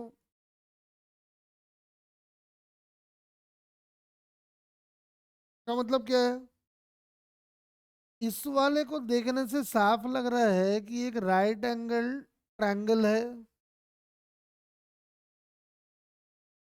जिसमें ये वाला ए है, ये वाला बी है और ये वाला सी है। अगर वेक्टर फॉर्म में देखें तो ये अगर ए है, ये अगर बी है, तो सी को ये होना पड़ेगा।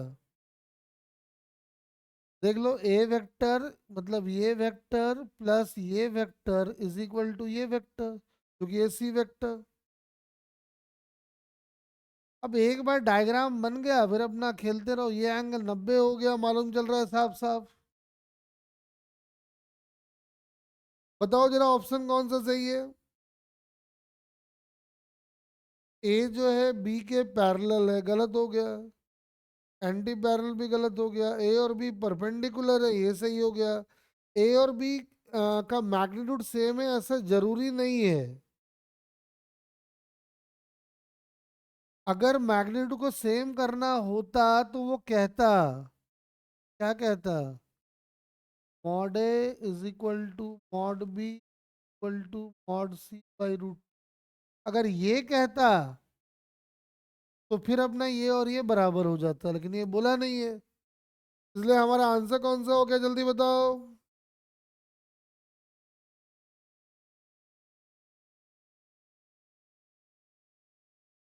अरे 61 का आंसर बता दो।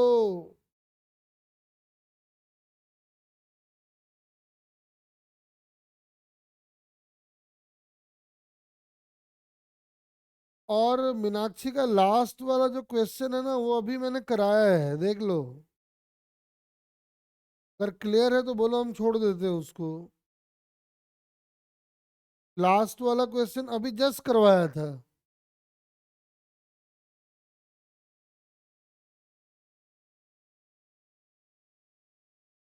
चलो छोड़ देते हैं इसको, और थोड़े डाउट्स लेते हैं। किसी बात किसने डाउट भेजा है?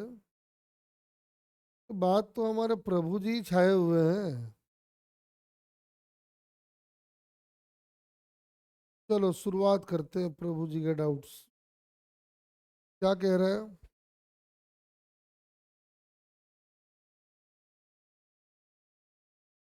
कह रहा है कि ऐसा ऐसा है। प्रभु जी 97 तो अब हो जाना चाहिए, देख जरा।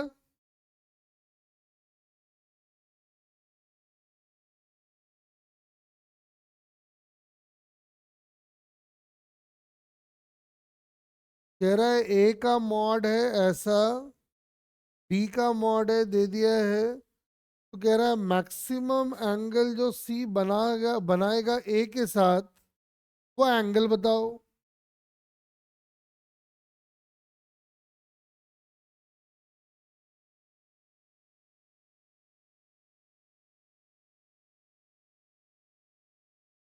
प्रभु जी इसको हो जाएगा, ठीक है। आज ही कॉन्सेप्ट कई बार यूज कर लिए ना,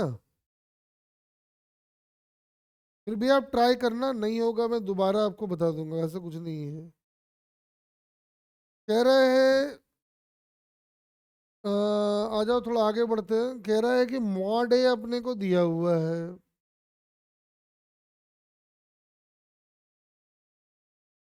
हाँ चलो, इसका ना एक अच्छा तरीका आपको बताता हूँ, सुनो। ये हमारा है क्वेश्चन नंबर 99, ध्यान से सुनना जरा। कह रहा है ये वाला है इधर और ये वाला है इधर।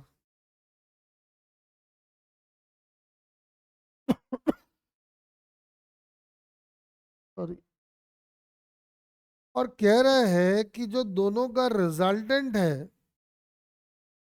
वो डॉटेड लाइन के अलोंग आ रहा है। चलो भाई, ठीक बात है।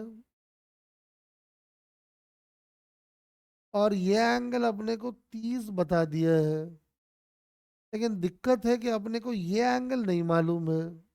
कोई बात नहीं, आओ जरा देखते हैं। तो आज नए तरीके से बताता हूँ, ठीक है? ये तरीका ध्यान रखना, बड़ा अच्छा तरीका है। ये आपको आगे भी हमको काइनामेटिक्स में काम देगा, ध्यान से सुनो। इसका मतलब ये हुआ कि ए है इधर, जिसका मॉड अपने को दिया हुआ है 8, रिजल्टेंट इससे 30 के एंगल पे है, और बी पक्का इधर कहीं है। और मैंने, हमको निकालना क्या था वैसे, हाँ छोड़ो इसको, तो ये एंगल नहीं मानते, छोड़ो। हम लोग ये एंगल को मान लेते हैं अल्फा, इस एंगल को छोड़ दो, मत मानो। बेसिकली ये वाला एंगल को मैंने अल्फा माना है।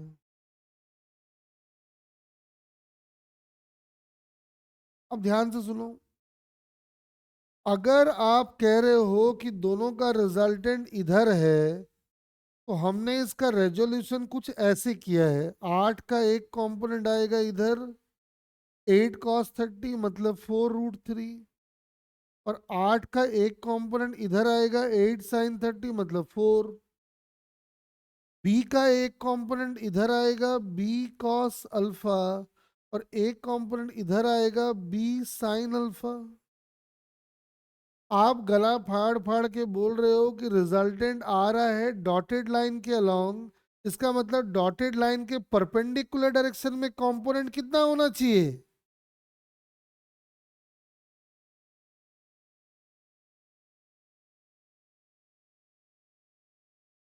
बोलो, अगर डॉटेड सारा रिजल्टेंट डॉटेड लाइन के अलोंग है,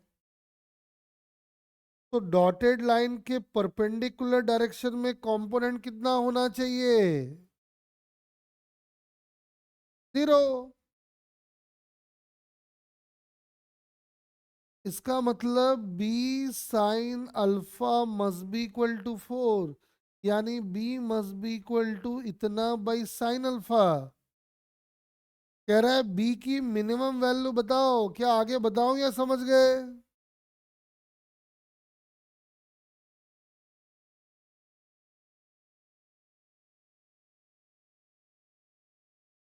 प्रभु जी, बी मिनिमम तब होगा जब ये साइन अल्फा मैक्सिमम होगा। साइन अल्फा की मैक्सिमम वैल्यू 1, खेल खत्म।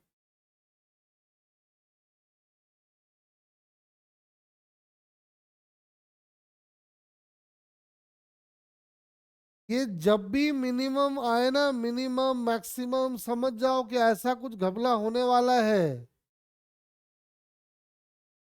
घपला अगर नहीं होगा तो ऐसे क्वेश्चन कभी मिनिमम मैक्सिमम आएगा ही नहीं।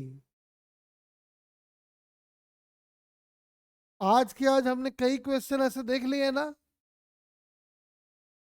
ये मिनिमम मैक्सिमम वाले, ये सारे अच्छे क्वेश्चंस हैं। तो थोड़ा और देखते हैं प्रभु जी का और क्या क्या डाउट है।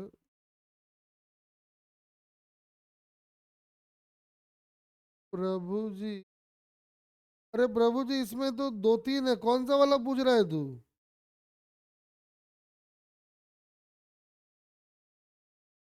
थर्ड वाला? तो हमको बार बार ना ये क्वेश्चन ढूंढना पड़ता है। अगले बार से इसका भी कुछ अच्छा जुगाड़ लगाते हैं, रुक जा। थर्ड वाला देखो क्या कह रहा है। Three forces start acting simultaneously on a particle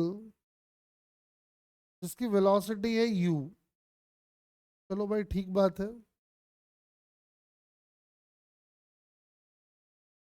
और जो बोला है कि these forces are represented by ऐसा, तो कह रहा है वेलोसिटी का क्या होगा, बढ़ जाएगा घट जाएगा, ये सब पूछ रहा है। आओ देखते हैं।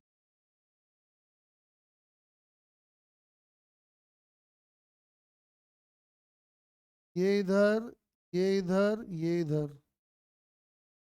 तो ये कह रहा है, देखो ध्यान से पढ़ो, represented in magnitude and direction.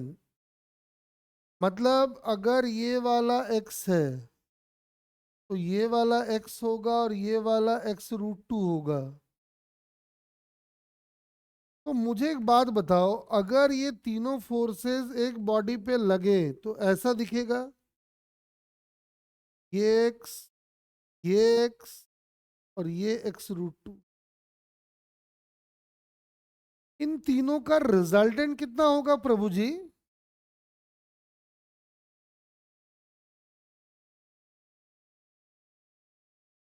तो प्रभु जी अगर इन तीनों का रिजल्टेंट है जीरो, यानी कि बॉडी का एक्सलरेशन है जीरो,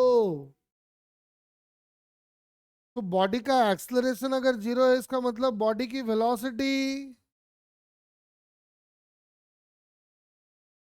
तो बॉडी उसी कांस्टेंट वेलोसिटी यू से भागता रहेगा। बोल हाँ कि ना?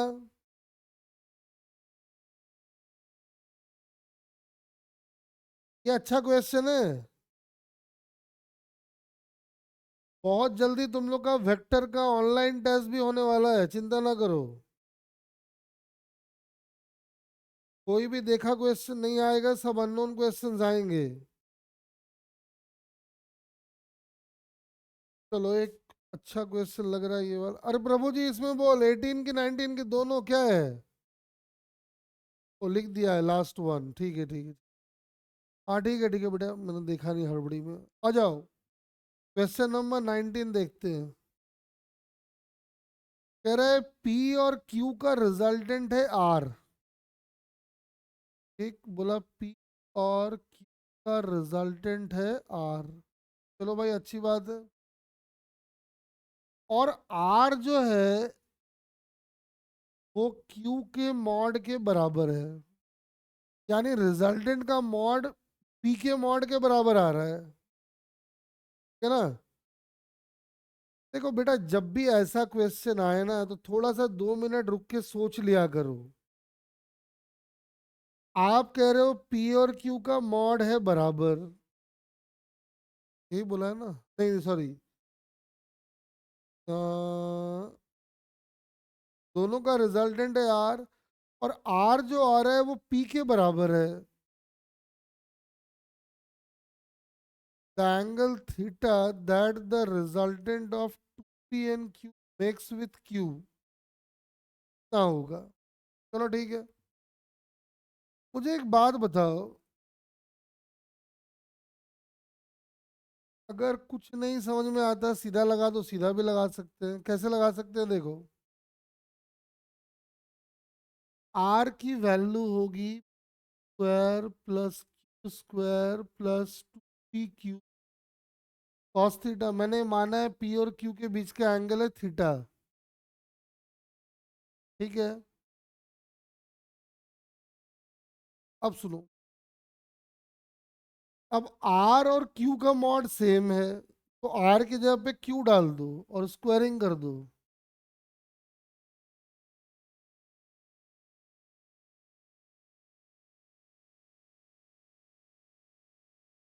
क्यू स्क्वायर से क्यू स्क्वायर कट गया, और कॉस थीटा की वैल्यू आ गई -p/q, सॉरी -p/2। देख लो,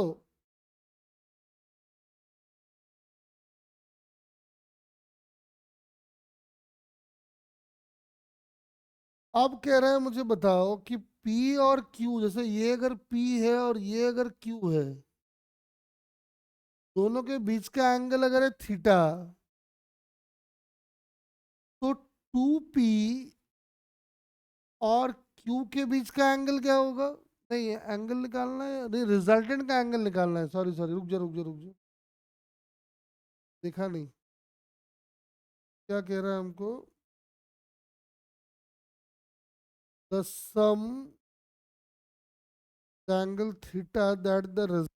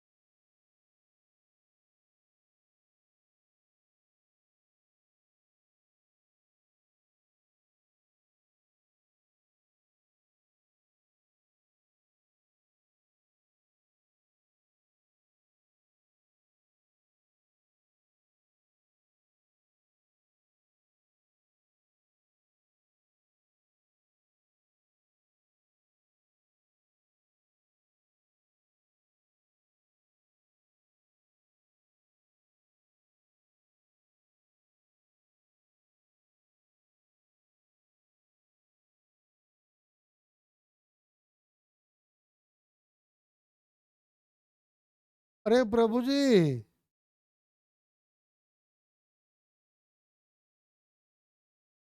अरे प्रभु जी हम इस, अरे आवाज आ रही है क्या, देखो।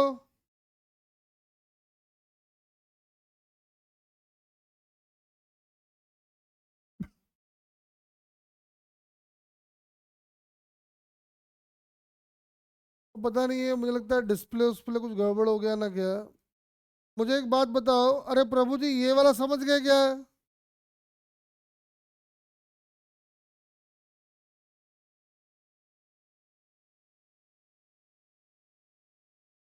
अब रुको रुको, एक मिनट रुको, फिर से कनेक्ट करने की कोशिश करते, रुको। एक मिनट रुको।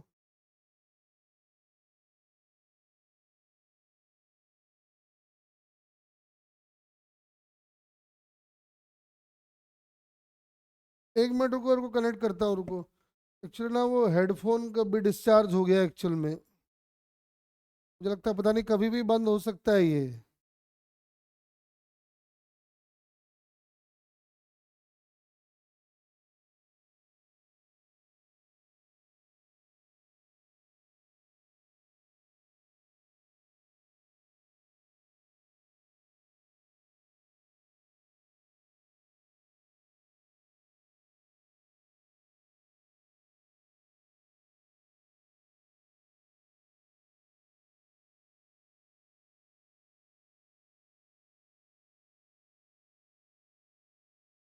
हेलो। अरे प्रभु जी देख, फटाफट ये जाने वाला है। अरे समझ गया क्या इसको।